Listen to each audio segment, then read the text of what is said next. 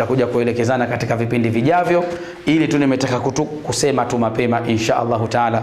Ndugu mtazamaji na mfuatiliaji wa Maalim Shabani, Shifa yapo. Hatupendi sana siku hizi kuja nayo YouTube, wanasumbua sana. Ukiona tu unaweka dawa wanasumbua. Umeshanifahamu Yaani video inakuwa ina maswali mengi. Wao shida yao yale matangazo kama una dawa zako uwapelekee wao. Tumfahamiana uzuri ndugu zangu Kwa ajili hiyo ndugu zangu, wewe ambaye una shida kashikashi, ipo ile Subiani, kila dawa inayoua majini wakorofi waliokuwa mwilini, makaidi, hawasikii chochote, hawasikii dawa. Ile Subiani kila kwa ajili ya kuua majini waliokuwa mwilini na uchawi uliokuwa mwilini ipo.